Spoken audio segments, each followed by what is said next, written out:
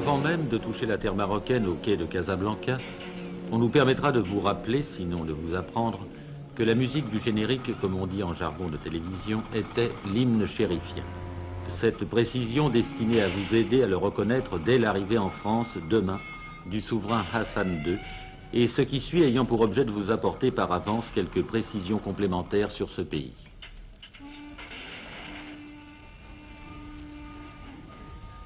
Donc, nous voici à Casablanca, la ville blanche, bien sûr, celle que tout le monde connaît ou croit connaître, et dont beaucoup ne savent peut-être pas encore qu'elle n'est pas seulement le premier port marocain, mais encore le premier port phosphatier du monde. Grande cité moderne, en outre, désormais à 3 heures de Paris par les caravelles d'Air Maroc. Si la capitale, Rabat, est une grande ville moderne, si les cités marocaines connaissent ce qu'on a coutume d'appeler les bienfaits de la civilisation occidentale, hôpitaux compris, c'est le régime du protectorat qui en fut responsable.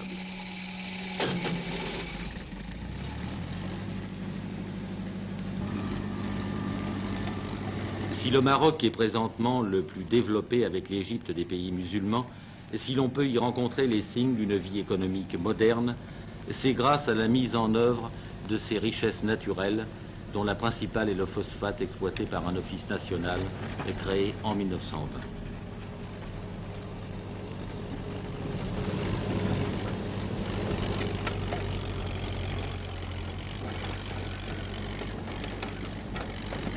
Si le Maroc dispose de sources d'énergie modernes, c'est grâce aux investissements considérables, aux ressources nouvelles apportées par les Européens.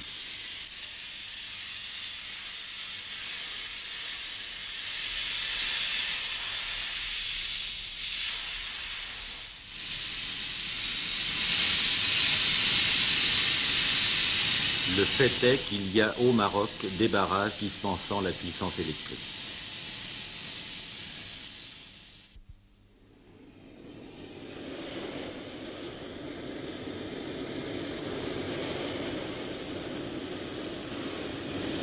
Des barrages qui assurent également par l'irrigation à ce pays du soleil une agriculture moderne. Une agriculture qui déjà connaît la mécanisation.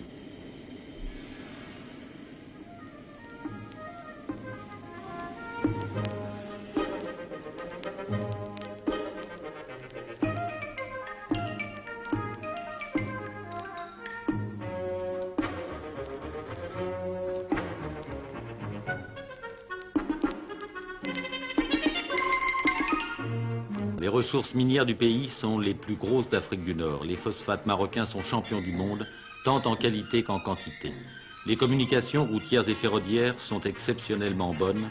L'équipement portuaire avec Casablanca et sa fille puissant. Le soleil et l'eau, on l'a vu, assurent une agriculture prospère. Et cela dans un pays de 12 millions d'habitants et de 450 000 km². Bref, c'est la carte d'un pays enchanteur que nous pourrions ici établir s'il n'y avait à ce tableau un autre volet.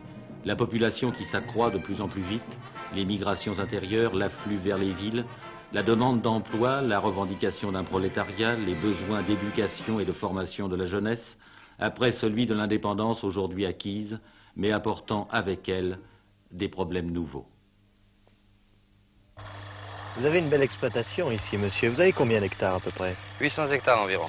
Et vous y plantez quoi? Géranium, vigne et eucalyptus. Est-ce qu'il y a eu des nationalisations, des confiscations, comme il y en a eu en Algérie? Non, pas du tout. Simplement eu quelques prises de terre lorsqu'il y a eu les terres de collectivité, mais qui ne sont pas très importantes et qui se sont faites d'une manière tout à fait normale. Donc pas de nationalisation ni de confiscation. Vous êtes propriétaire terrien français. Au moment où certaines propriétés ont été confisquées en Algérie, est-ce que vous avez craint que votre propriété le soit aussi ici au Maroc?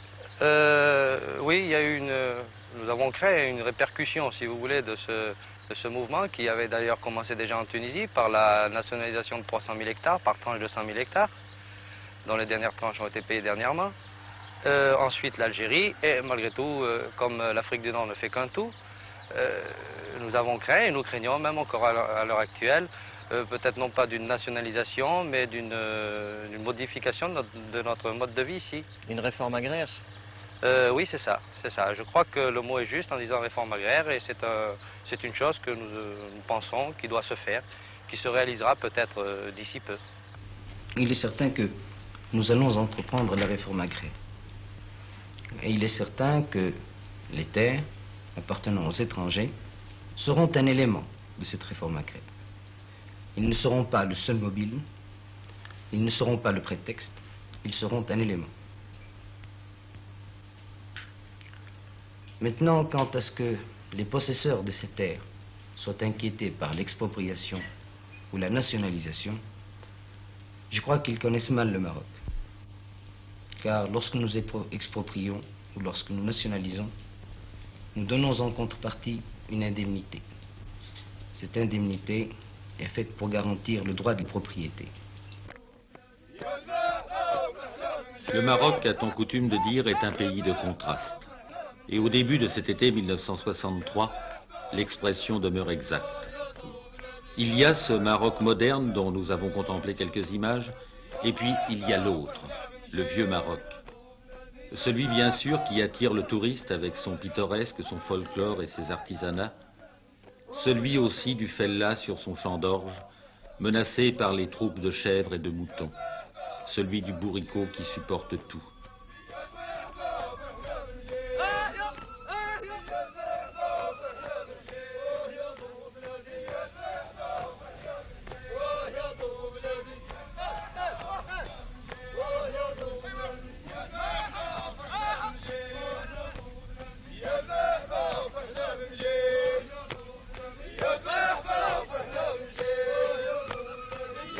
Celui des Casbahs emprisonnés dans des rites et des coutumes datant des féodalités guerrières.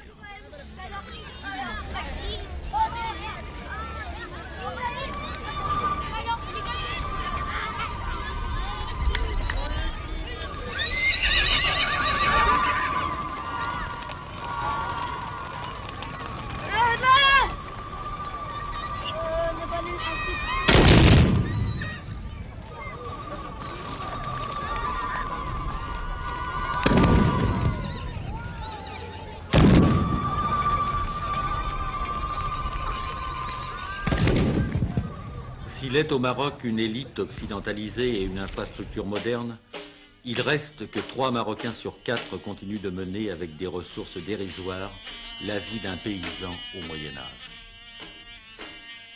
Et l'avenir du Maroc dépend aussi de la rapidité avec laquelle les femmes évolueront vers un statut plus libéral et le mode de vie qui est celui de leurs sœurs d'Europe.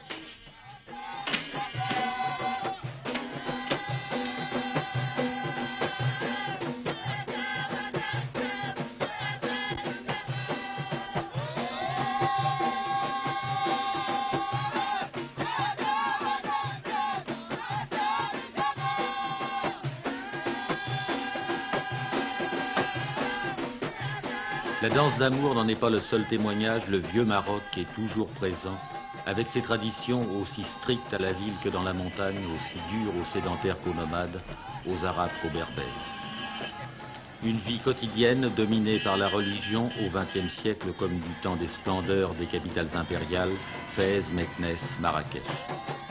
Dans les médinas, le passé demeure présent, peut-être en raison de l'isolement progressif du Maroc, maintenu longtemps aux portes de l'Europe, après avoir connu la décadence des grands empires médiévaux, des Almoravides et des Almohades, et aussi l'anarchie, les luttes entre les shérifs à la veille du protectorat.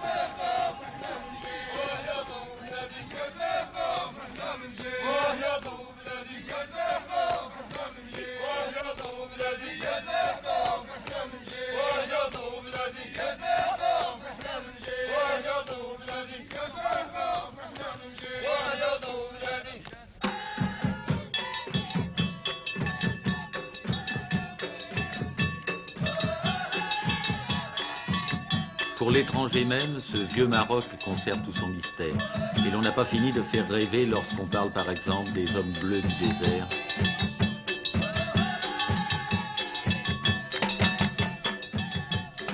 Aux confins du désert, Goulimine, la ville la plus méridionale du Maroc. Là où l'air est le plus sec, la chaleur la plus forte.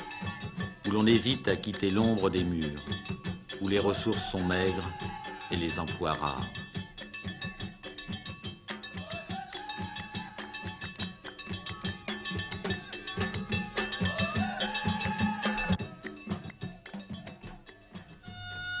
C'est ici que le Maroc moderne affronte ses problèmes, et d'abord le travail et l'éducation. Ici, un ouvrier mineur, dans ses heures de loisirs, est devenu instituteur volontaire et fait la classe à de jeunes campagnards qui, sans lui, ne connaîtraient pas l'école.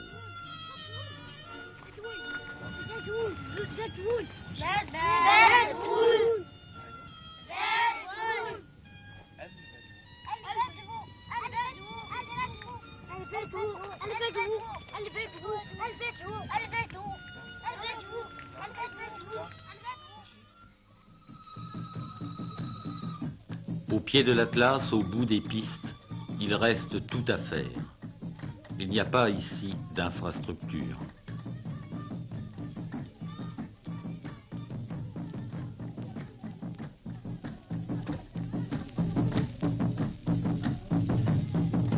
Cependant, ici aussi, il y a des hommes. Des hommes dont le mode d'existence n'a pas évolué au cours des siècles, ni avant, ni pendant le protectorat.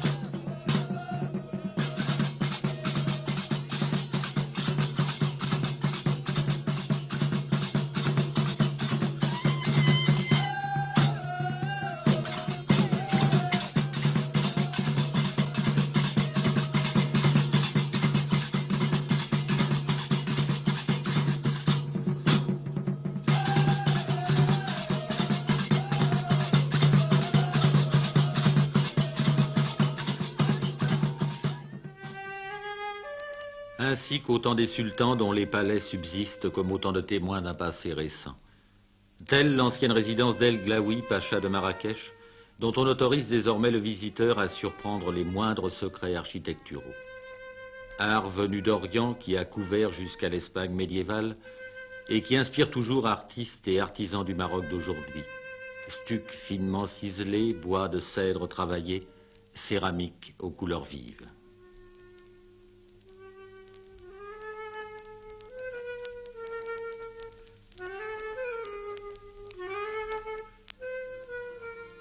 Telle aussi la maison du bonheur d'Ar es-Saada, qui conserve de somptueuses pelouses, aujourd'hui résidence royale.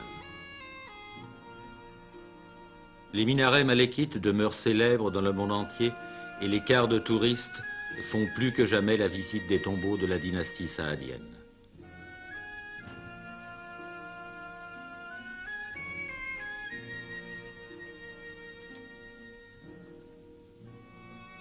Toute l'histoire du Maroc demeure ici inscrite, de même qu'aux portes de la nouvelle capitale, le Chella, à la sortie de Rabat.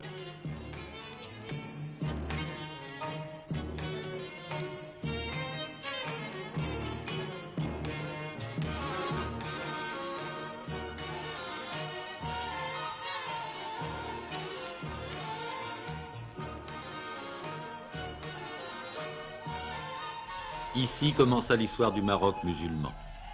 Moulay Idriss, ville sainte où le descendant d'Ali, gendre du prophète, arriva 788 ans après Jésus-Christ pour implanter l'islam sur la terre marocaine.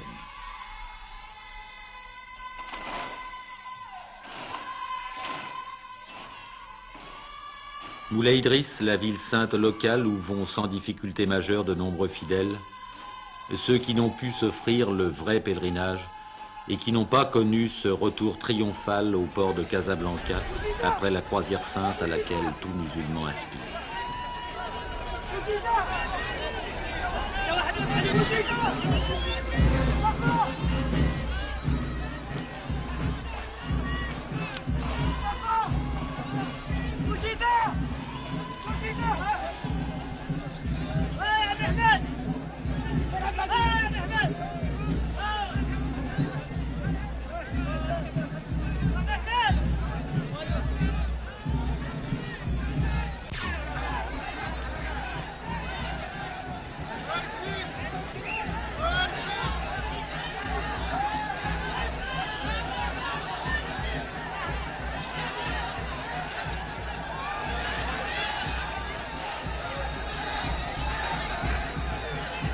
Heureux ceux-là qui ont connu l'enthousiasme qui remue les montagnes et renverse les services d'ordre.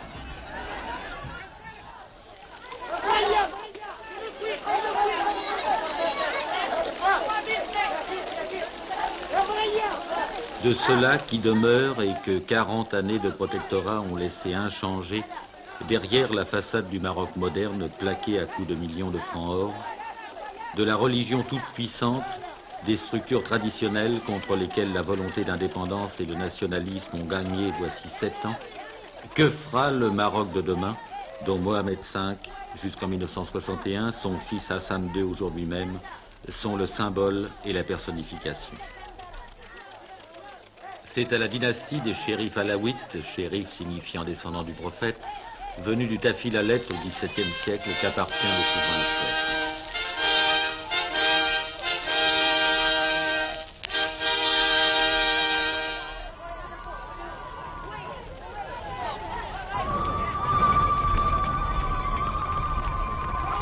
Il ne s'agit pas demain, et c'est l'évidence, de renverser toutes les coutumes, ni surtout de modifier les rites de l'islam.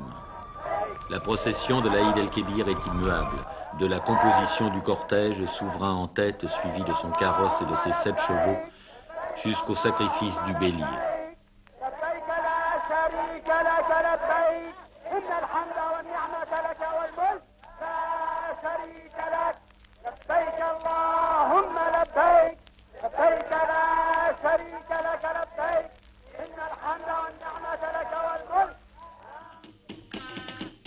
Un bélier qu'aujourd'hui une Jeep transportera à travers la capitale pour le défilé.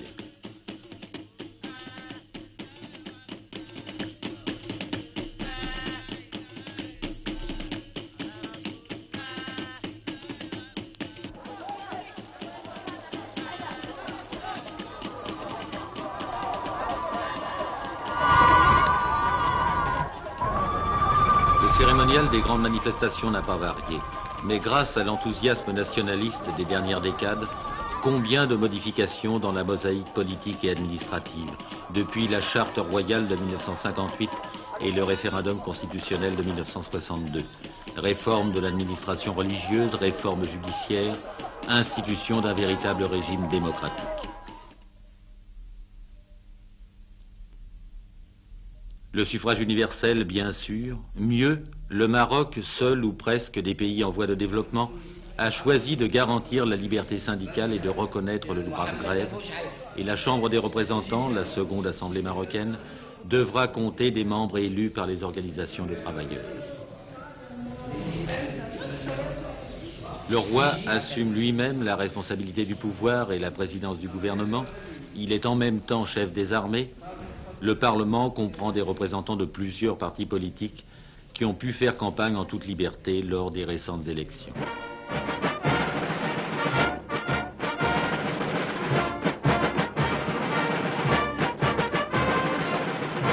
La cérémonie d'allégeance où toutes les autorités locales des villes comme des tribus viennent tour à tour selon un protocole immuable faire acte de soumission au souverain demeure inscrite au calendrier du nouveau Maroc.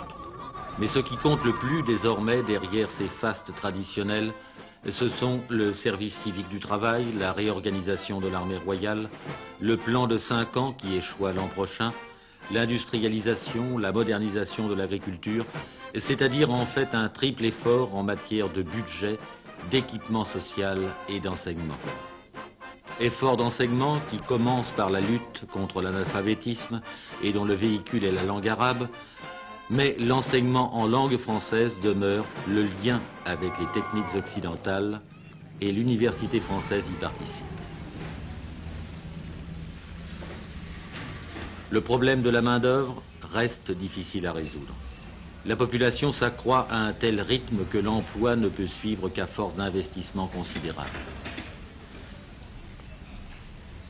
Le budget marocain d'équipement représente déjà 51% des ressources nationales et une importante coopération économique et technique de l'étranger, et notamment française, est indispensable. Il y a encore tant de déséquilibres entre l'offre et la demande de main-d'œuvre que la mécanisation doit être retardée dans certaines industries, telles celles des pêches de Safi.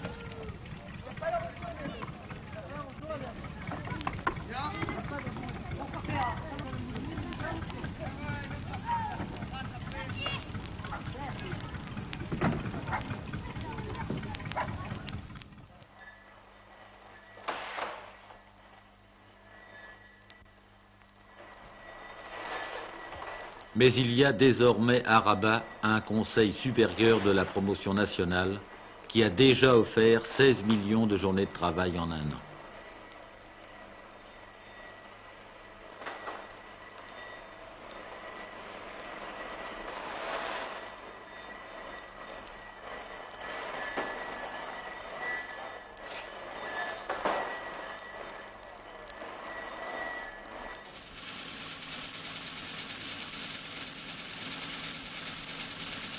Le phosphate, dont le Maroc est le deuxième producteur derrière les États-Unis, demeure la grande source de richesse. Mais non content d'exporter ce phosphate non traité, les autorités marocaines ont décidé de créer à Safi un complexe industriel produisant des superphosphates, complexe qui sera un élément important de l'industrialisation.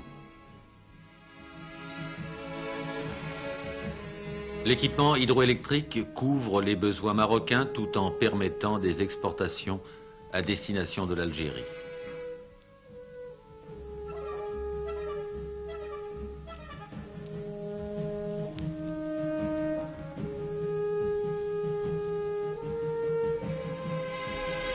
Le pétrole, enfin, constitue un espoir depuis que les recherches ont été entreprises sur une grande échelle. Le Maroc a son bureau d'État de recherche et de participation minière, comme il avait déjà sa banque d'État et son office national des phosphates.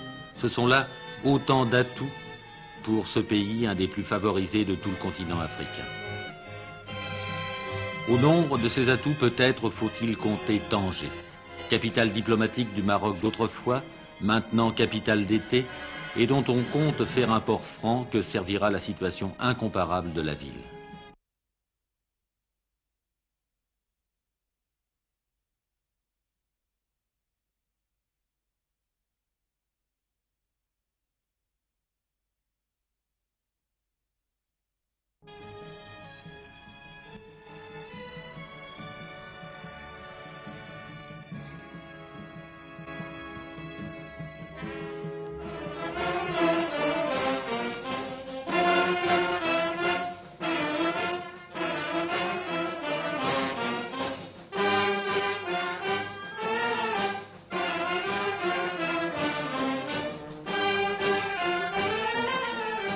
C'est le souverain de ce pays-là que nous nous apprêtons à accueillir en visite officielle mercredi à Paris.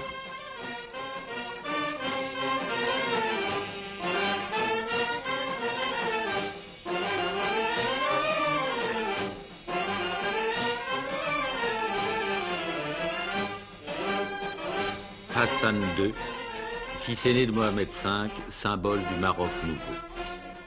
C'est à lui qu'il appartient d'opérer la fusion du Maroc traditionnel, du Maroc de toujours, avec le legs du protectorat qui fait du pays un État moderne. Œuvre qui exigera beaucoup de prudence et de persuasion, mais dont il faut en même temps brûler les étapes car les besoins sont pressants. Le Maroc peut compter sur ses élites et sur son roi pour forcer le destin.